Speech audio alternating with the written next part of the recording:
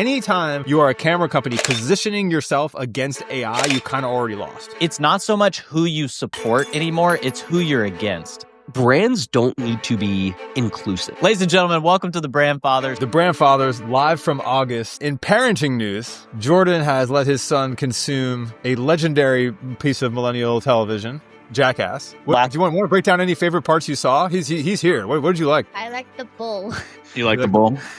The bull was funny. My what son. did the bull do? Break down the scenario. Yeah, what was happening with the bulls? Well, they got smashed into a wall.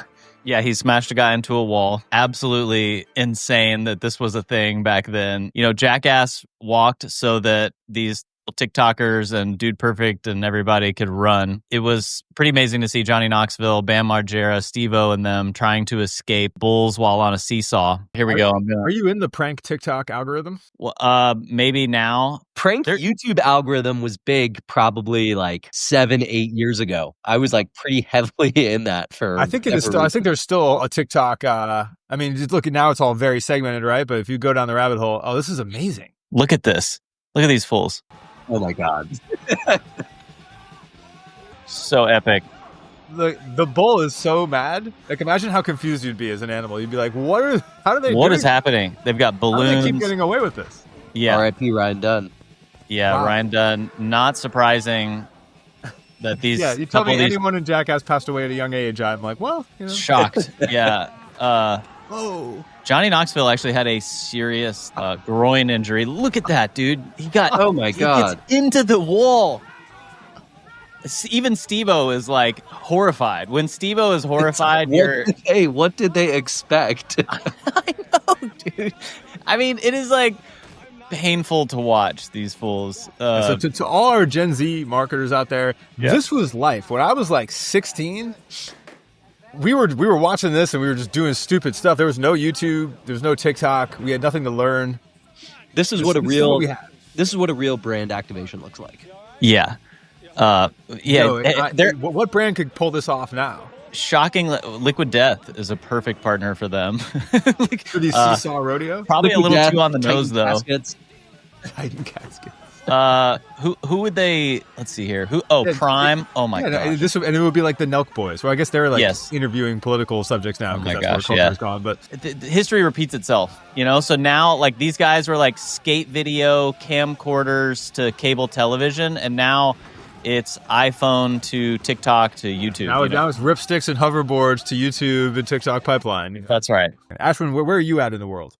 I'm in Salt Lake City, continuing my summer tour of moving from one great location to another. Are you picking up any good Bibles while you're there? We are. We're heavy in Mormon country. I am told I need to go check out Ballerina Farms. Do you know this ballerina? Oh, you have to. You know the Ballerina Farms like drama and cult? Oh yeah. No, do you want to get some background on that? So like CPG brand turned. Yeah. Did you have the backstory? So I don't have much, but my wife and my friend's wife, who's over here, was saying she went to the store and she was actually kind of like anti this like Ballerina Farms like woman and her brand, but she went to the store and she was like, they have unbelievable meats and like unbelievable breads, and I was like so mad that it was so good. And she's like, you need to do a deep dive on the whole background and story. Basically, Ballerina Farms is like they're like the new Flamingo Estate, right? Or any of these brands that come up that are like really hot. They do really natural stuff that they begin to be carried in all these stores. But Ballerina Farms also happens to be a member of the Church of Latter-day Saints, and then have like all of the kind of drama that comes with that. But they have become everywhere. You go to Happier Grocer, there's like complete Ballerina Farms setups, but they're pushing like natural protein. It's an amazing twist in CPG landscape to have like religious drama protein brands in like hipster grocery stores. I love to see it. So this woman who I guess started it has like 10 million followers on Instagram. She has 8 kids. She homeschools all of them. There's a woman after my own heart, brother.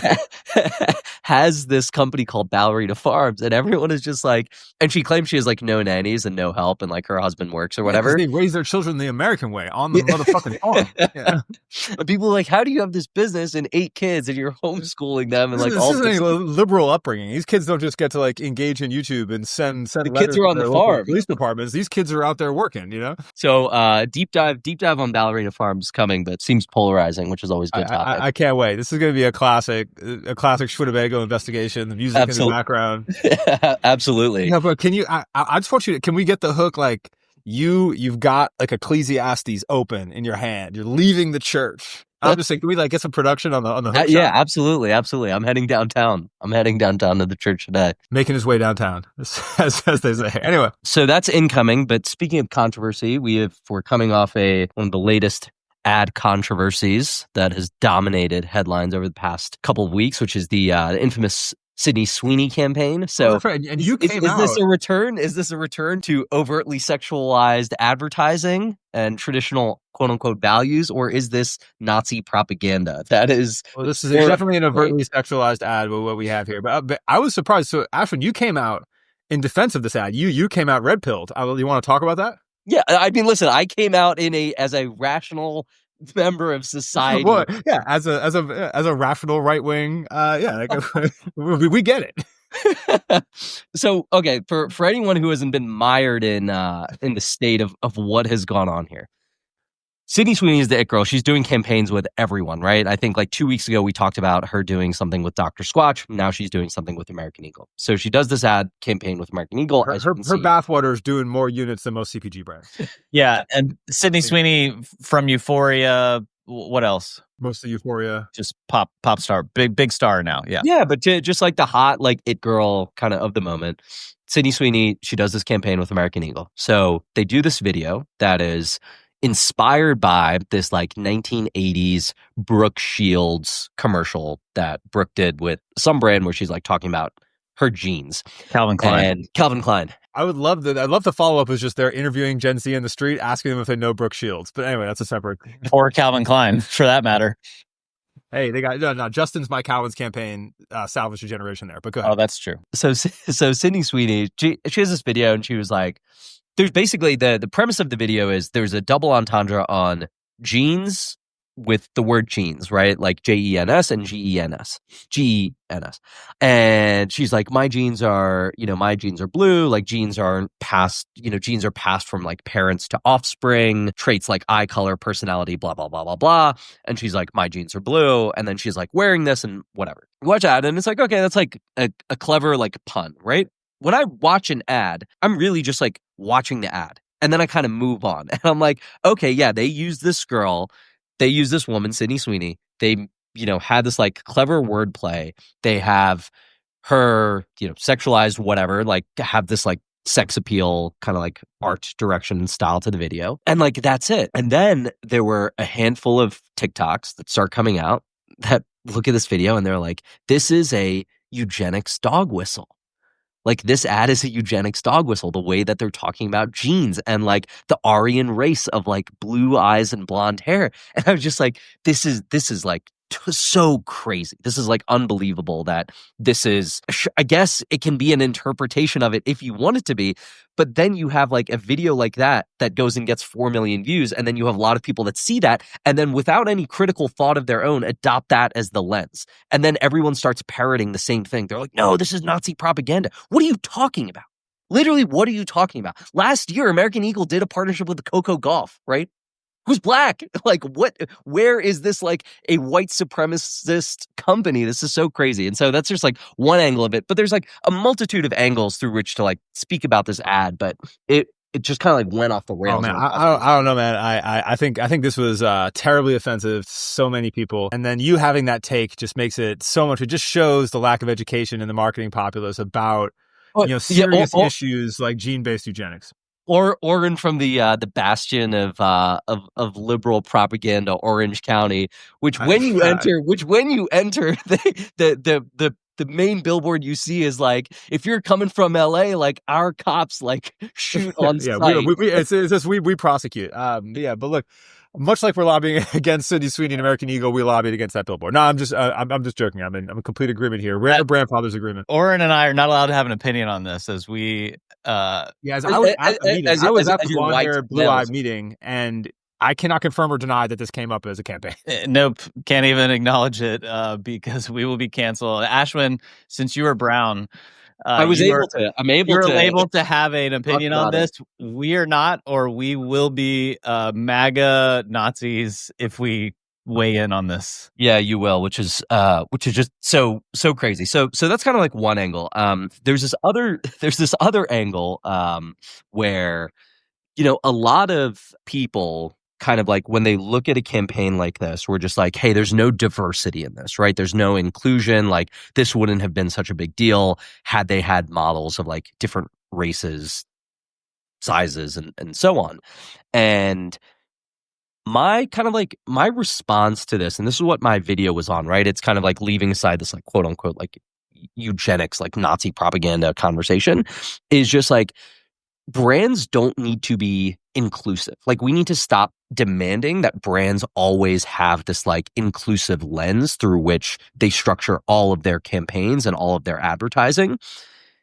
Because if you look at small brands or emerging brands, what they actually do to win is they go after like the leading competitors by being kind of niche and speaking to a specific audience. And so one of the examples that I was giving is like there is this coffee brand called Black Rifle Coffee, which is like for all intents and purposes like the NRA's coffee brand. It's like the NRA's coffee brand, right? Like all of their marketing advertising is like these guys like shooting guns, drinking coffee, like waving the American flag, like being like out in like a desert storm operation, And it's like Oren looks at that and he's like, get me on subscription. I look at that. I'm like, that is not for me. But it's like, it's fine because there's a diversity of people in this country. And like you can have a brand that just speaks to one people.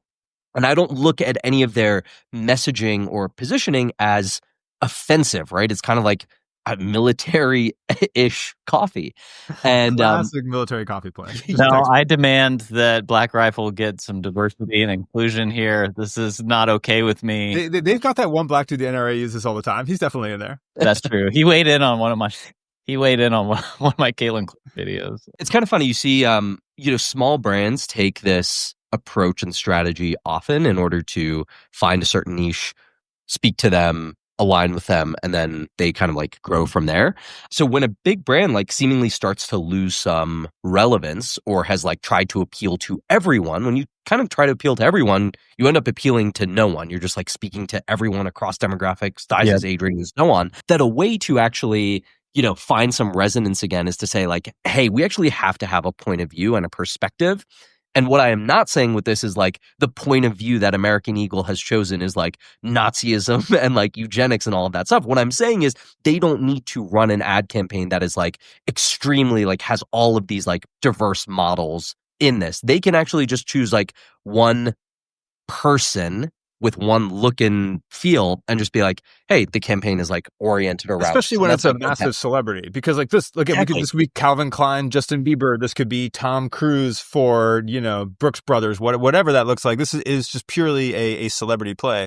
I did like that. Look, they didn't come out and be like, yeah, we messed up. We should. This whole time they've sort of been like, this is kind of ridiculous. Yeah, I've been waiting. Don't remember it. I've been waiting for at least Sydney Sweeney like to maybe get influenced or have a opinion or a statement, and there's been nothing, which honestly, I mean, which is good.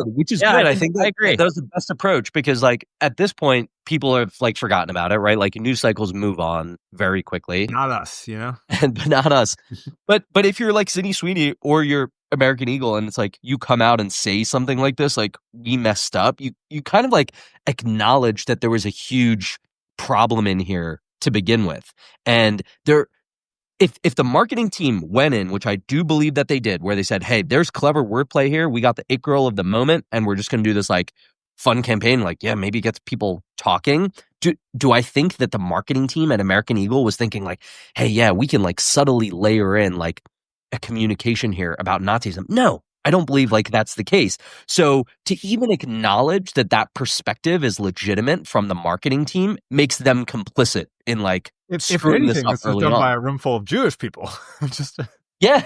Like the CEO's like a Jewish guy, right? So no, I think their response to this was great, which is like, hey, this is what the campaign's about. I think there's a couple of angles here, but one, like I said this in a newsletter this morning, which is like, if let's say their marketing team did know this was going to trigger off like something on the far left, which I guarantee they did not. But I don't think could trigger the far left at this point. I don't think they did, like, because there's been takes like this we talked about the Caitlin Clark thing. Like, I didn't even know these like fringe opinions even existed. Like, it's like, oh my gosh, I didn't realize that was a thing in that corner. On either far end, And so for those of us in the 80% who are in the middle, you're unaware of these things. And so what my point though was, even if they did it unknowingly, they're going to reap benefits from it. And if they did it knowingly, of just this like poking the bear marketing, disruptive marketing, they're also going to reap the benefits of it. Because I think there's an important way to talk about the algorithm now that not enough people who are against this type of stuff maybe understand. But, the phrase is the opposite of hate. The opposite of love is not hate, it's apathy. And I think that like is true for our algorithm, where when you see this woman with the large trans flag, behind her that's railing against this campaign, it makes the other side, who probably wouldn't care about this anyway, dig their heels in even more. And there's a political commentator named David French who talks about how we have negative partisanship in America today in our politics, which is, it's not so much who you support anymore, it's who you're against. And I think that type of thing is really interesting to drive something like this, where I don't think a bunch of right-wing people would like just love this Sydney Sweeney over-sexualized ad, but since so many people on the far left hated it, they now adopt it and love it. And it's this fascinating circular thing. Yeah, the amount of American Eagle I saw at last night's NRA meeting was actually just shocking. So, But like, I mean, I just wonder if we're moving. I think this is actually a better thing, because look, like American Eagle has done this type of stuff where they take every single race, they take every single body type, and they throw them in there. But what is the criticism then? Is like, it's not real. They don't really love that, or they don't have enough sizes. You're never going to do that. I worked on plus size stuff at Nike in Nike Women's. Yeah, you will never have enough representation to make everybody happy. It's never going to be enough. Like, and I mean, you're either going to be ableist, or you're going to be body shaming, or it's like, oh, that's great. Oh, you put a woman who's a 3X, which is not actually plus size. Oh, okay, it's fine. not in Braille, Yeah, you got to have like everything. And I think if they did a campaign like that, where they just have every diverse, representation that is not actually real or authentic, this is it's gonna be like a tree falling in the woods and no one hears it. It's like, yeah, okay, welcome. Everybody does that now. And none of us believe that they actually support that ethos. They're just, and that's where I think this gets line. complicated. Is I think this is the sort of, I think, watershed moment for like the boy who cried wolf syndrome here, where it's like everybody knows this isn't a secret, malicious propaganda campaign to dog whistle for Nazism. There's a 0% chance that is what happened here. Like at the worst case, this is a unthought through piece of messaging that is kind of off, like that's the worst case scenario. But then the uproar that comes from that makes it so that any uproar after this is simply not going to be taken seriously, because like that's now what this has progressed into at such a high level of conversation and celebrity that basically the entire world has knowledge of it. Yeah, anyway, yeah, it's a fascinating kind of moment, and it's insane, all of it. Really. Look, this conversation has been done to death. Ashford's posting his vlog from American Eagle here slightly later today. Yep. What do we have on the next topic? We can use that as the postmortem. So, well, we can talk about how Cash App needs a little bit more diversity in their. Oh yeah, because Tim Chalamet in a field, is not actually representative of field workers. And is this taking advantage of a... Yep. That's right. Yeah, he does need to be... Anyway, we could keep going. But no, look, this is a statement on the migrant work economy that's come under fire. Indeed. That's Cash App is actually, it's a political statement here. Well, yeah, it's a PAC, the Cash PAC. Indeed. So if you are not viewing this on the television, this is a billboard for Cash App that just has Timothee Chalamet tank topped up, looking longingly into the yonder inside a field. Within the logo says Cash App. Yes, excellent ad. I'm actually here for it. Ashwin, what was your takeaway on this? Yeah, I'm all in on this. I'm all in on this. As the known Chalamet stan. One, I think a unifying theme of everything that we talk about and highlight here is like what cuts through the noise. And like part of cutting through the noise is just pattern interruption. So there are expectations for how people think things should look, whether that's a piece of content, whether that's like a TV commercial, whether that's a billboard. And when you interrupt that pattern in unexpected ways, you get people to at least stop and think about it for half a second, right? Which is a half a second more than they think about most of the things that they see anyway. And I think an ad like this is just like, it looks like a fashion ad, right? It's like if you replaced the Cash App logo with like Yves Saint Laurent or like Chanel there, I wouldn't think twice about that ad because that's exactly what those ads should look like. So they took a kind of like format that you would see in fashion and lifestyle, and they've applied it to a fintech company. And that, like, in and of itself is really interesting, especially when there is some like brand recognition around the name, like people know Cash App. I think it's really interesting. And like I did a video on this where I compared it to some of the out-of-home advertising that Zelle and Venmo and PayPal have done, which are all oriented around the features of those platforms. Like, hey, an easier way to pay your friends back. Okay, great. Like we know the general functionality of kind of like peer-to-peer payment applications now. So Cash App isn't here to say, hey, use Cash App the next time you're at the store for X, Y, and Z. This is really, I think, more of a, hey, we're aligning more to a lifestyle. And so one of the comments that I saw in this is like, hey, the audience that's using Cash App is not like the audience that loves like Timothee Chalamet, right? It's like used by a totally different demo right now. And I think that's probably part of this kind of like campaign is, hey, we know the demos that we play in right now, but we're trying to extend beyond that, right? And be more appealing to whatever other people, which is why they're running this billboard in Soho in Manhattan. So I like this. And it's also part of like a broader campaign, which is cool. And look, I think at this point, you're really in the most people, I'd imagine, have one of Zelle, Venmo, or Cash App and use that kind of primarily, and then may have a second one on their phone. And so really the only purpose of a billboard or something like this is like, okay, if you have two on your phone, are you more likely to use Cash App today or Venmo today when you're splitting the check with whoever? So this is like very subtle, just like in the back of your head, brand awareness, like user patterning, like at best. Because I don't think they're saying, hey, we're actually making this huge push to get millions of net new Cash App users who've never interacted with a finance app like this before. Yeah, and I do think it just is a throwback to, brand is a lot about association. And sometimes you just need to put your logo next to somebody who's really cool and good looking. What I'm interested in is how many people are there you can even do this with, right? So we have Sydney Sweeney. Yeah. We have Timothy Himothy. Zendaya. Zendaya. We'll get to her next. Yep. Like who else at a cultural level has the resonance that you could just put them in a field staring off slightly? Kardashian clan. Kardashians. LeBron. Messi, Ronaldo. Caitlin Clark. I don't know. Yeah, maybe. I'm not sure. But I just feel like we could have named, if this was 15 years ago, there would have been so many more monoculture people that you could have just like ripped off. Yeah. That I think it's like one of those where you do have that level of ubiquity. It's just like put it on the billboard, brother.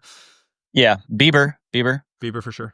And Haley. Okay, what's this? What's the Venmo that we're looking at now? Just normal users. So as we're talking about kind of peer-to-peer fintech apps, this was a campaign that Venmo did in, I want to say like 2014, 2015 in New York that got a lot of press coverage and people sharing it back then. The campaign was just like this guy, like Lucas, who was actually engineered Venmo, and it was just these billboards in the subway that said like, Lucas uses Venmo, and then it would say these other like very basic things that he did, like Lucas buys around, Lucas does XYZ. So the backstory here is I used to work for one of the founders of Venmo, this guy Ikram, and he was like, we hired this ad agency and they were pitching us all of these concepts of like to do this like out of home takeover.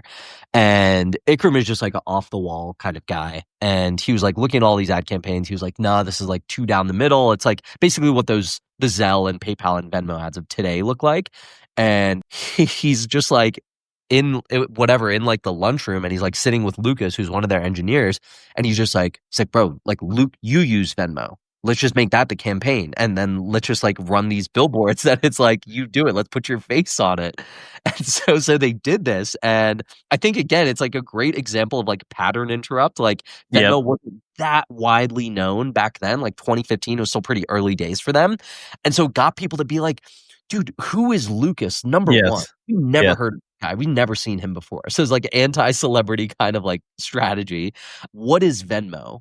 And so it got people to just look up what Venmo is, and I love that. There's no like iconic New York City campaign. There's no like extreme graphic explaining how it's peer-to-peer money exchange and how it's safe and digitally savvy. It's just like, wait, what? As your Lucas rides the subway. Yeah, Crosses the Lucas street. crosses the street with just like a Venmo down in the bottom. It's like a So good. little cryptic, really good. Yes, here for Sometimes you that. just want to do just like bizarre stuff, you know? Yes, I do. That's great. I'm sorry. Can I just? I need to go back to American Eagle just really quick. I want to show y'all their campaign from last fall. 1 year ago today, this is what they rolled out.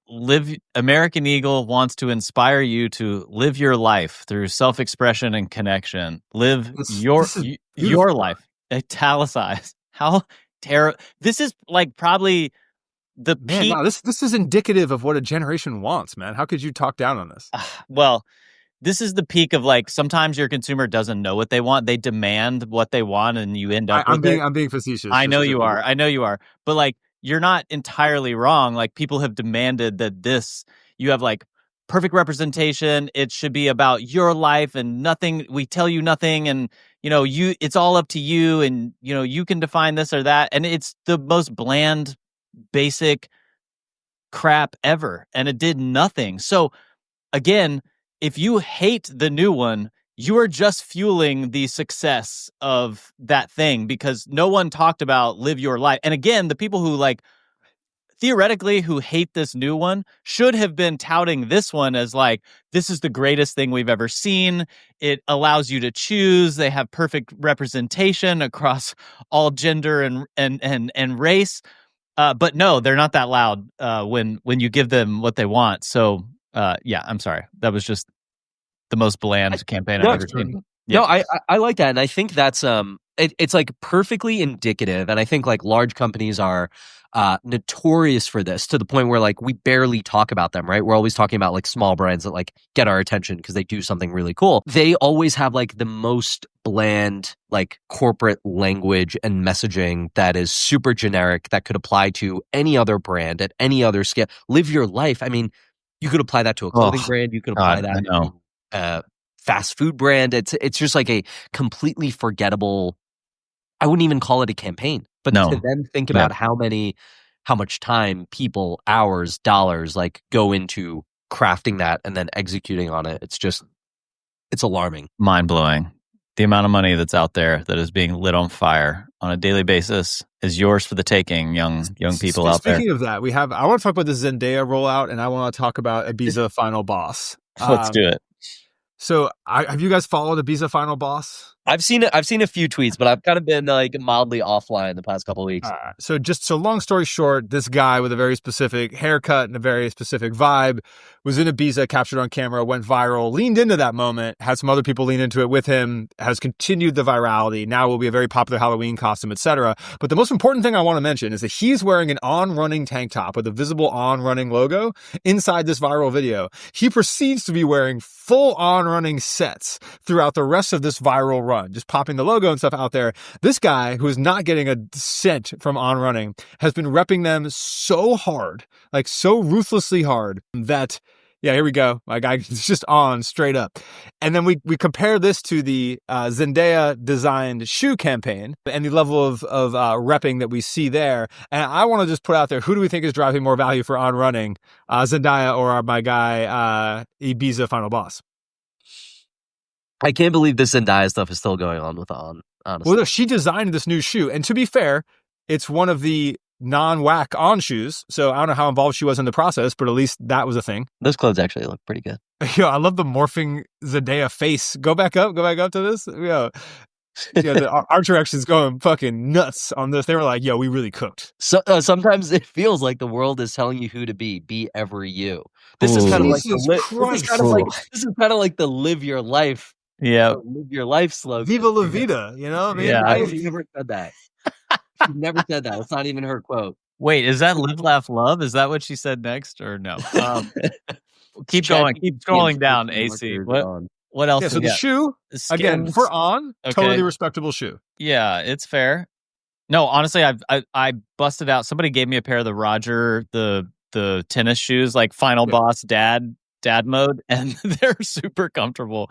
They are comfortable. Look, I have used the big ones, like the Mega On Cloud. I ran on those for a while. Those are really solid shoes. They just look like okay, you know. Yeah, of course. They want to ignite. What's their mission? I'm sorry, I can't read it. Ignite human spirit through movement, inspired by athletes, powered by Swiss engineering. Move with us and dream on. And do you know how many people Love sat this in a shit, bro. conference room and were like, no, it's move with us doesn't Add work. a fourth No. sentence. You got to You know- say, it's not enough. God, the amount of time There's- spent. That's fine. Go ahead, Ashton. the mission doesn't need to be written on the page like this. This is like peak 2010s, like TED Talk inspired. Find your why. I don't even mind that. If they're trying to whatever push their their about page or whatever, or tie that into the celeb campaign, whatever. It's the Zendaya stuff above where that quote, the morphing of her faces into her face. Go Can up to we the just top, get AC. a media post from her?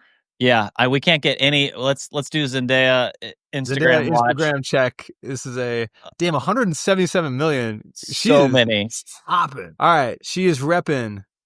She has not posted Vuitton? since February, I think. 15 weeks ago was the last time she posted. God damn. And I looked like, good for her and her mental health. I wish I were better. Can like you imagine whatever poor brand marketer it on? And I'm sorry, I know we take the hammer on all the time for a brand that has come out of nowhere and done legitimately well. But man, can you imagine? You're just like, can we just get a Zendaya post for the Zendaya collab? I'm begging you. Too much to ask? Brother, I have taken the phone from an athlete before in the middle of the streets in New York, and he'd be like, okay, you do it. And I like load up the campaign, put it on his Instagram, and have it like go up. She and ain't tag posting the these, brand. bro. Someone else is doing that shit. Yeah. I know, but sometimes they won't do it. I don't know.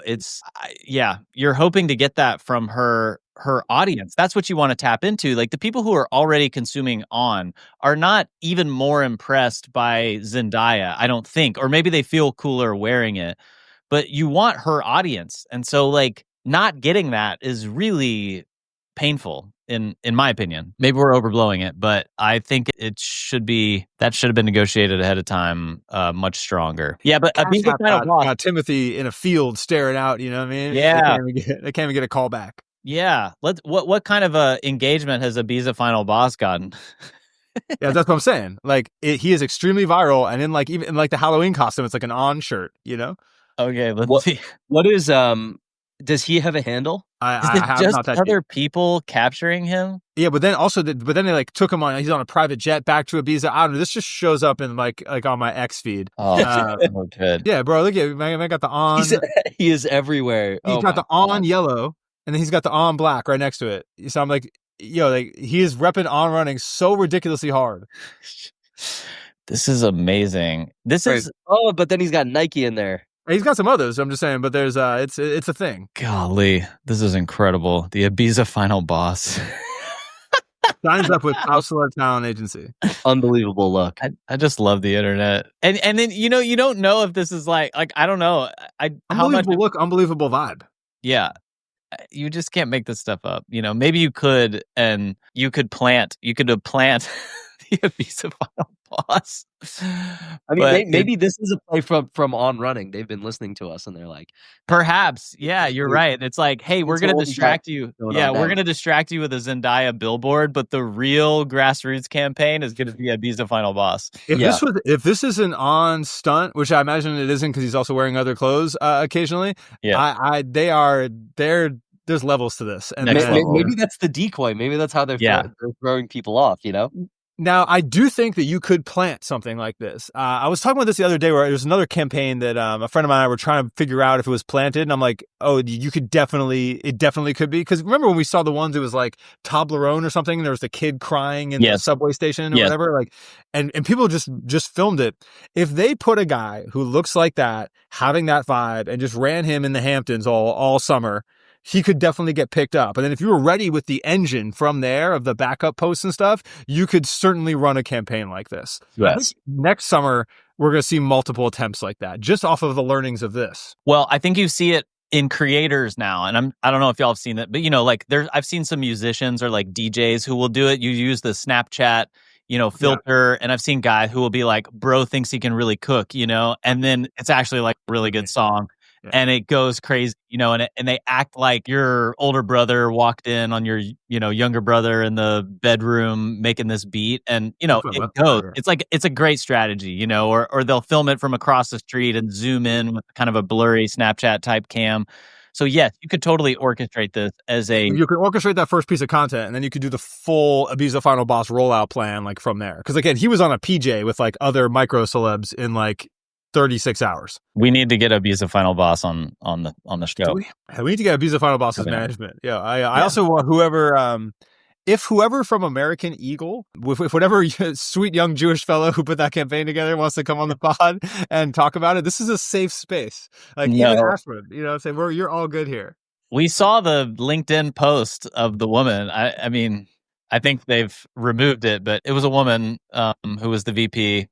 I'm just making a joke. That it was the things that she was excited about had no idea that it was. Oh God, that poor woman. What was this coming. Is also a safe space for you. We will happily come on here and let you speak your piece. Mm-hmm. Indeed. Because this is what equal time to equal sides is what we're all about here at the Brand Fathers. That's right. You're platforming Nazi eugenics. Yeah.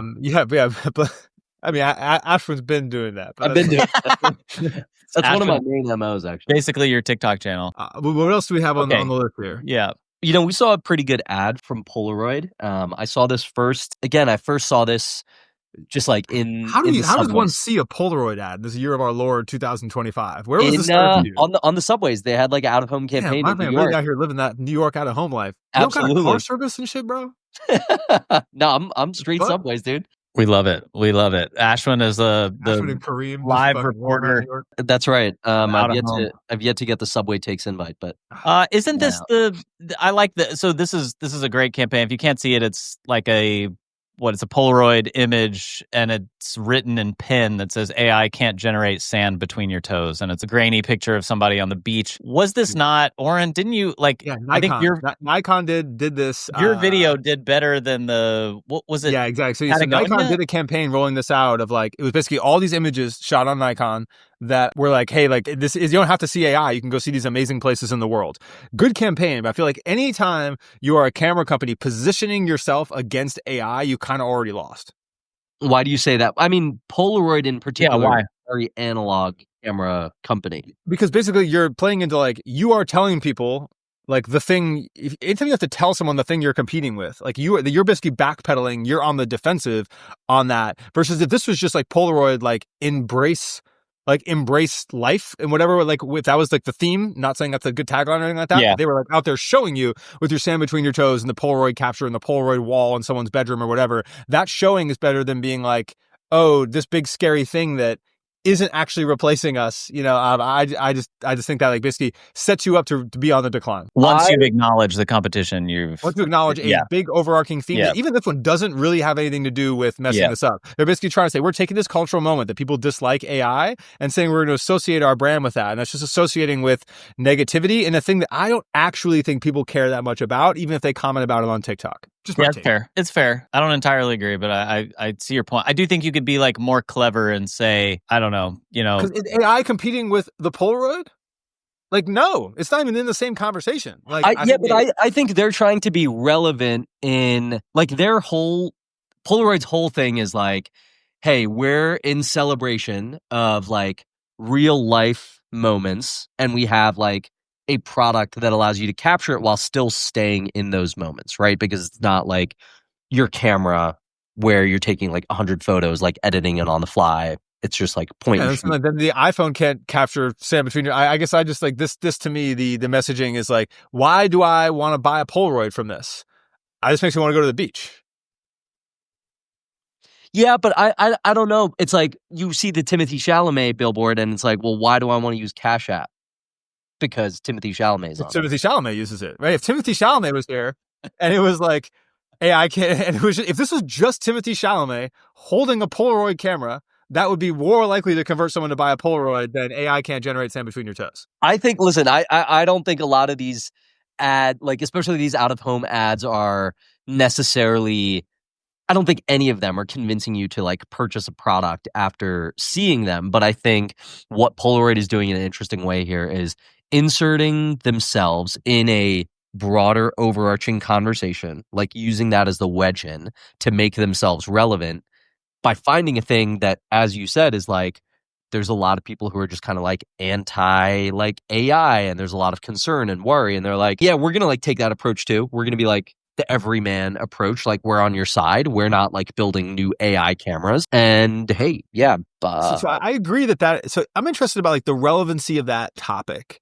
And like, does that topic connect to wanting to make a purchase decision? Because this is the kind of chains of things I feel like you need to think about in messaging, where it's like, okay, we identified a trend. We have a customer insight. People are worried about AI. I'm going to argue maybe they really aren't. It's just something to like this existential worry we all have about everything. But like, that's a separate thing. Okay, let's assume that they are. They're genuinely worried about AI. Great. Let's insert our brand into this conversation. That's such a leap between, okay, this brand is also worried about AI. Basically, this is what we're saying. Buy our product. That seems to be such a, like, there's no problem solution. There's no kind of psychology thing that I feel like makes the jump to making anyone want to make a purchase, like inside this, that even you could get with brand association with a celebrity or anything like that. So I just feel like it is too far removed from actually having an impact. The real enemy of Polaroid, if they wanted to take an enemy, I don't think it's AI as like too meta, no pun intended, but it's a digital device. It's your digital iPhone camera and being able to shoot 1,000 photos, and you're stuck on your phone at the beach. And instead it could be like, enjoy the moment. And the real enemy of Polaroid is Polaroid. What we want is better, sicker cameras that print out larger stuff or be more interesting or have effects or have filters or built-in stickers or whatever. Give some user experience.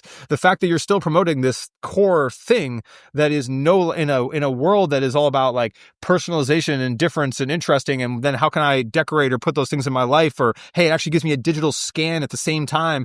Give me any level of product innovation, but separate. Yeah, it looks like they went bankrupt in 2001. Yeah, when they had Lady Gaga as a creative director shortly afterwards, This was the legend of Kanye being like, what did Lady Gaga know about cameras? That was the classic. Oh, yeah. Who was it? Who did that? It's Kanye on the Breakfast Club. Oh, that's right. That's right. Oh, my gosh. Yeah. Rare moment of Kanye truth there. Yeah, I think the fathers are split on this one. I don't hate it. That's fine. We can be split. I think that's the whole point of this. Yeah. While unified about eugenics, we are split on Polaroid's campaign. Split on the impact of Polaroid's campaign. But my gosh, my vote on it is good. Clipping boss are going to take that one. Luckily, I don't think this is nearly popular enough for us to get clips and taken out of context. That's fair. Maybe this is how we skyrocket in. That's fair. Okay, we probably have time for one more. Where do we want to go next? Do we want to talk about the apps that Ashwin's building, or because I think everyone should know about it. It's not directly related to, in some ways it's related to marketing, but in other ways it's just a set of really interesting things. So, we talk probably every other episode or so about AI. I think I've been playing around with VO3, which is like the video generation from Google, which is extremely compelling. And there is one account on Twitter. I was texting Antonio and telling him to like follow this person. Her name is Salma. Yeah, she's the one who did like the expansion one where like the box opens and everything. Yeah, IKEA expansion one. She's got some great examples and prompts of how she's using VO to generate ads. So I highly recommend her as a follow either on Instagram or on Twitter. But like this ad that she like fake made for IKEA, it's actually it's a great concept. It's a great concept and great execution. And I look at that, I'm like, you could just run that. Damn, you're really out here trying to take jobs from 3D animators and creatives like this? How dare you, Ashwin?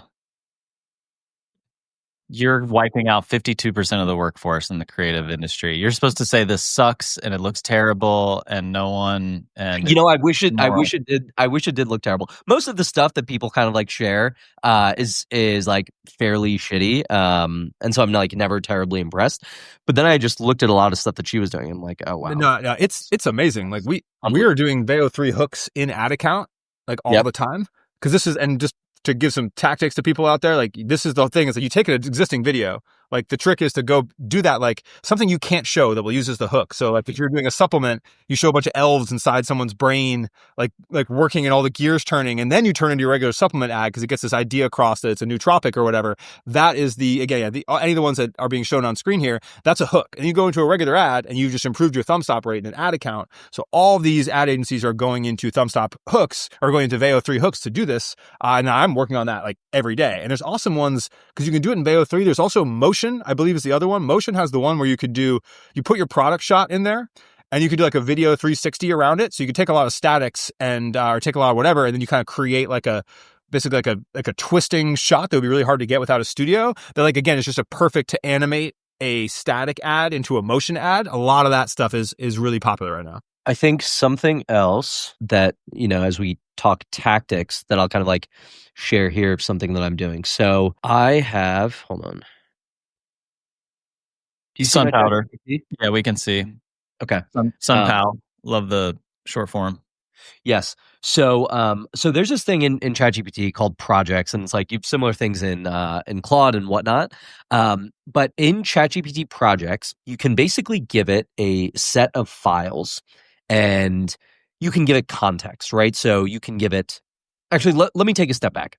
Let me explain like what I'm using this for. So with Sun Powder, so Sun Powder is a supplement brand that I'm a partner in, and I do a lot of like the branding and marketing kind of like content and like positioning work there. So day to day, the various types of things that I'm doing is like, hey, we're creating landing pages. We're actually doing a rebrand right now and reworking our entire website as well as like our claims and our positioning, even as we think about content. So my work kind of like spans a number of touch points, and all of this stuff, like historically, I had just like done in my head, right? Like I ingest a ton of data and then I think about like how to structure the website and all of the copy and so on. And so how I am using GPT now is I have given it a ton of context for what the brand and product is about. So I have uploaded files here where these first 3 files are both structured and unstructured interview data with our customers. So like customers who have churned, customers who have stuck around for a long time. We've probably done like 50 like phone calls with our customers. So it's just like transcripts of those calls that I've like put in here. I've put in a document of all of the ingredients that we have, as well as all of the clinical research, which I actually had ChatGPT Deep Research do for me. So that's like a 30-page document. And then I've also plugged in all of our customer reviews from Amazon as well as our website. So we have this like voice of customer matrix. Because as I think about marketing, as I think about language, as I think about hooks, as I think about positioning, if you've had a brand that has been out there for some period of time, using your customer's voice to get insights about how to position is like the easiest, most effective thing you can do rather than like trying to generate things on your own. The way that companies want to speak about themselves and like talk about their problems is often at a disconnect with what customers actually find interesting and like how they talk about it. So I've given it all of these files as context, right? So these are PDFs, docs, Excel sheets, and so on. And then I've also given it instructions like, hey, when you think about responding to me, think like you are a marketing and messaging and brand strategist. And here is the purpose of you. Here is your role. Here is like what you're meant to do. And so I've given it this kind of like prompt of like, hey, when I talk to you in this project, use all of these files as context and use this prompt as a lens to think about stuff with me. So now let me like see what I've done here. I'm using this for so many different things where so I gave you this prompt. I said, based on everything you know about Sun Powder and the voice of customer, I want to build a comprehensive, exhaustive list of angles. And I want to think about how you would structure that. And so it kind of gives me, here are all of like the promises of your product. Here are all of the claims. Here's how we should be thinking about positioning it. Here's all of the different personas. And then it's like given me this really strong like matrix of angles that we can use to do like creative like ad testing, right? So each one of these angles can output a ton of ads on Facebook. They can output a ton of like ways that we think about content and like scripting some of that content. I've done things in here where I have uploaded just like a raw image of our newly designed landing page and website. And I've said, hey, based on everything you kind of know here, how does this, like, what do you think about this website and like the structure of information here? Is there anything that we're missing? And it has surfaced some really good insights where it's like, hey, your customers typically have like these 2 or 3 objections that I don't feel are like properly addressed here. You should add a section that does this. Here's where I think that section makes the most sense. And so I would do all of this just like very manually prior, and it would take me a very long time to ingest all of this information, like do it kind of like by hand.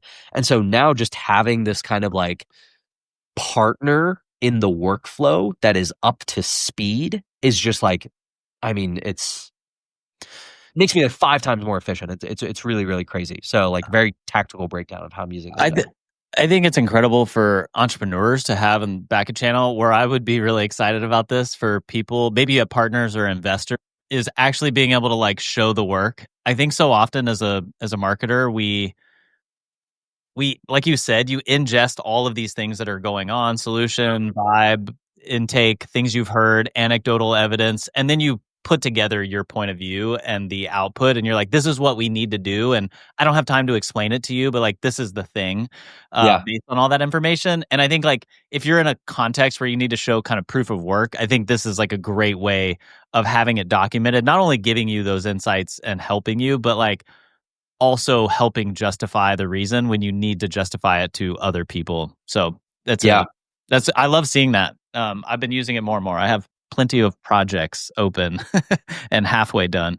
Yeah, I think what I say to people is I think there's a kind of like limited view of how people think they can use these tools, and whenever I'm doing something, I just like stop, and even if it doesn't seem like, even if I don't think like AI can like do this or like help me with this, I just like try to use GPT or like some AI tooling of like, hey, how could I make this a little bit faster or like integrate, ChatGPT in this? And so I'll just like take a second and be like, all right, well, what if I like dump in these files? Like, can it actually output something interesting here? And it's like you end up finding your own use cases and learning a lot more of what it's capable of doing. That's what I would say. I started messing with the voice chat a month ago, and it is so creepy.